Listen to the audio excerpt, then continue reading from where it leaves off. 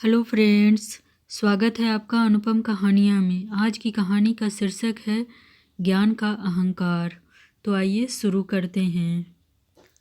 महाकवि कालिदास के कंठ में साक्षात माता सरस्वती का वास था। कालिदास को शास्त्रार्थ में कोई भी पराजित नहीं कर सकता था। अपार यश, प्रतिष्ठा और सम्मान को पाकर कालिदास जी को अपने विद्वानता और ज्ञान पर घमंड हो गया था। उन्हें लगा कि उनसे बड़ा ज्ञानी है। एक बार पड़ोसी राज से शास्त्रार्थ के लिए कालिदास जी को निमंत्रण आया। निमंत्रण पाकर वे बहुत खुश हुए। वे विक्रमादित्य से अनुमति लेकर पड़ोसी राज के लिए चल पड़े। गर्मी का मौसम, धूप बहुत तेज था। कालिदास जी को बहुत जोर से प्यास लगी। वे प्यास बुझाने के लिए पानी की तलाश करने लगे। थोड़ी दूर पर उन्हें एक झोपड़ी दिखाई दिया। आगे बढ़े तो उन्हें झोपड़ी के पास ही एक कुआं भी दिखाई दिया। उस समय झोपड़ी में एक बालिका मटका लेकर निकल रही थी। बालिका ने उस कुएं से भरा और जाने लगी।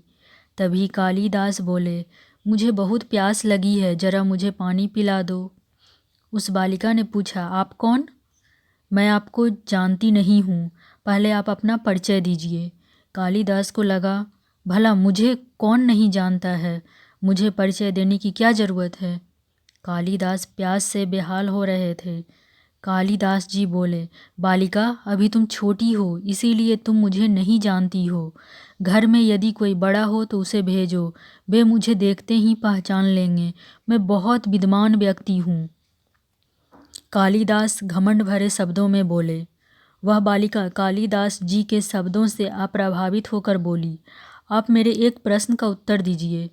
संसार में सबसे बलवान कौन है?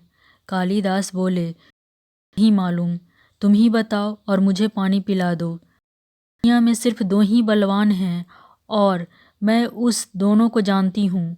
आप अगर अपनी प्यास बुझाना चाहते हैं तो उन दोनों का नाम बताएं। कालिदास जी बोले, मुझे बहुत जोर से प्यास लगी है, मेरा गला सूख रहा है, तुम ही बता दो।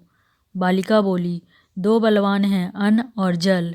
भूख और प्यास में इतनी शक्ति है कि बड़े से बड़ा बलवान और शक्तिशाली को भी झुका देता है।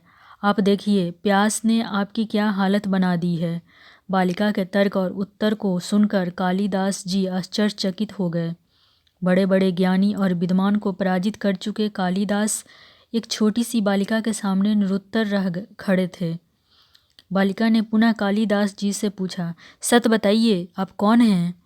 बालिका जाने की तैयारी में थी। कालिदास थोड़ा विनम्र होकर बोले, मैं बटोही हूँ बालिके। बच्ची मुस्कुराते हुए बोली, आप अभी भी झूठ बोल रहे हैं। संसार में दो ही बटोही हैं, उन दोनों को मैं जानती हूँ। आप बताएं, वे दोनों कौन हैं? प्यास के कारण कालिदास जी की बुद्धि क्षीण हो रही थी। वे बोले, पहले मुझे पानी पिला दो। बच्ची बोली, आप स्वयं को बड़ा विद्वान बता रहे हैं और आप तो यह भी नहीं जानते हैं कि एक स्थान से दूसरे स्थान तक बिना थके जाने वाले को बटोही को क्या कहते हैं। कालिदास जी बोले, तुम ही बता दो।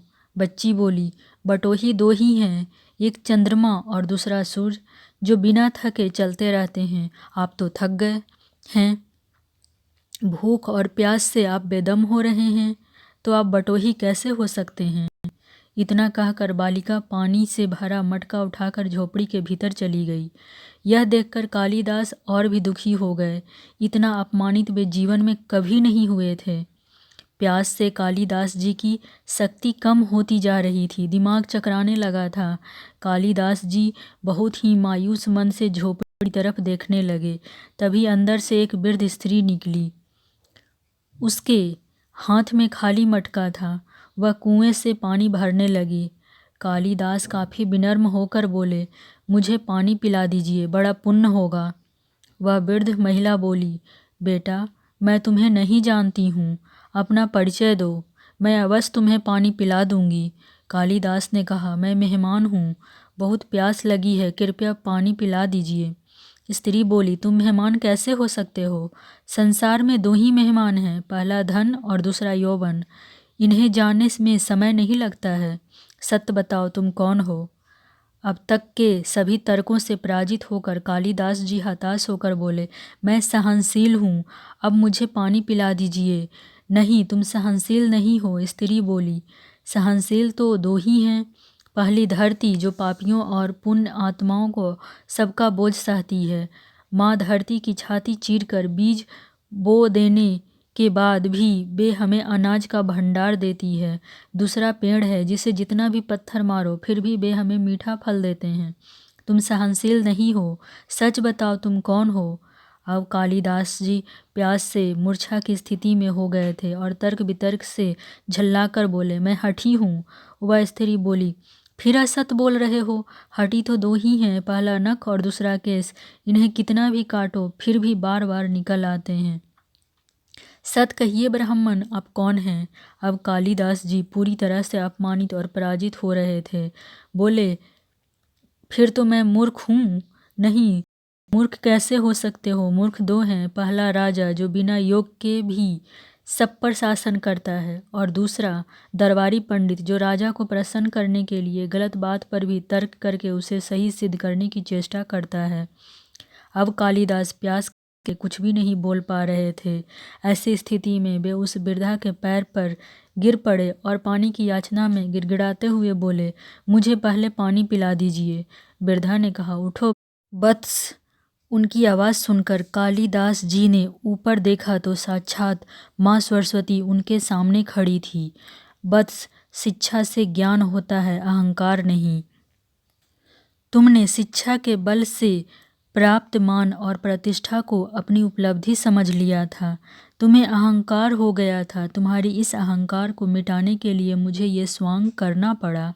कालिदास जी को अपनी गलती का समझ हो गया। उन्होंने माँ सरस्वती से माफ़ी मांगी और वे वहाँ से भर पेट पानी पीकर चल पड़े। इस कहानी से हमें यह सीख मिलती है कि ज्ञान का घमंड या अहंकार कभी भी नहीं करना चाहिए और दूसरों के ज्ञान को कभी कम नहीं समझना चाहिए। धन्यवाद फ्रेंड्स। इस तरह की और भी नई नई कहानियाँ सुनते रहने के लिए हमारे चैनल को सब्सक्राइब और वीडियो को लाइक करना ना भूलें।